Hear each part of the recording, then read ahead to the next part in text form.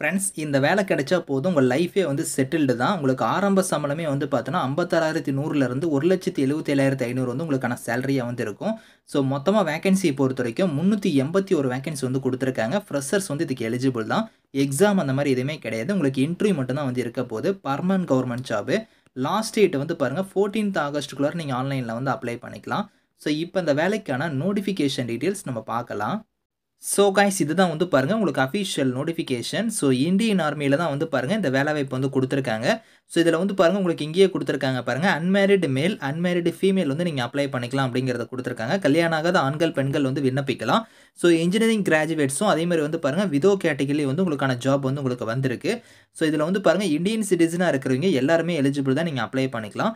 So இங்க வந்து பார்த்தீங்கன்னா வேக்கன்சி குடுத்துருக்காங்க பாருங்க. எஸ்எஸ்சி டெக்குக்கு வந்து நீங்க அப்ளை பண்ற மாரி இருந்தா மென்னுக்கு வந்து பாருங்க 64 வேக்கன்சியும் எஸ்எஸ்சிலே வந்து பாருங்க. ஸோ விமன் இது கேட்டகரிக்கு வந்து ஒரு 35 வேக்கன்சி குடுத்துருக்காங்க. ஏஜ் லிமிட்ட பொறுத்தவரைக்கும் குறைந்தபட்சம் 20 அதிகபட்சமா 27 வயசுக்குள்ளார இருக்கிறவங்க நீங்க அப்ளை பண்ணிக்கலாம்.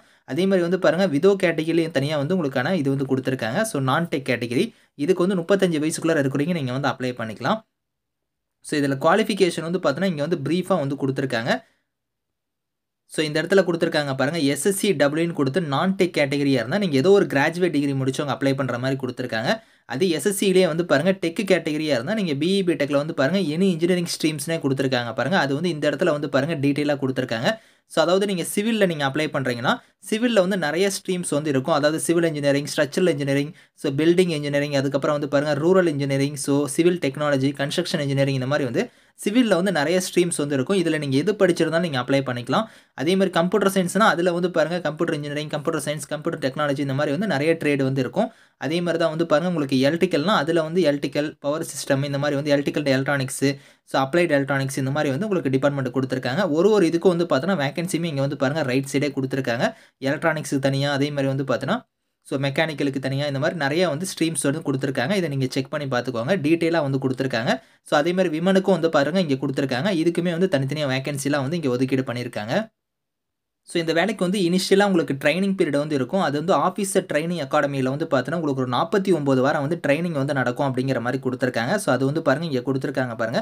49 வீக்ஸ் வந்து பார்த்தோன்னா, உங்களுக்கான ட்ரெய்னிங் பீரியடுமே வந்து இருக்கும். அதுக்கப்புறம் உங்களுக்கு பெர்மனன்ட் ஜாப் தான். ஸோ இனிஷியலா வந்து பார்த்தோன்னா, ட்ரெய்னிங் வந்து இருக்கும். இதில வந்து உங்களுக்கு சேலரி வந்து பாருங்க எக்கச்சக்கமா குடுத்துருக்காங்க. அதாவது ஃபர்ஸ்ட் இனிஷியலா நீங்க வந்து ஸோ 56,100லேருந்து 1,77,500ன்னு குடுத்துருக்காங்க பாருங்க. இந்த பேசிக் பேல தான் நீங்க வந்து வருவீங்க. 56,100 தான் பேசிக் பே.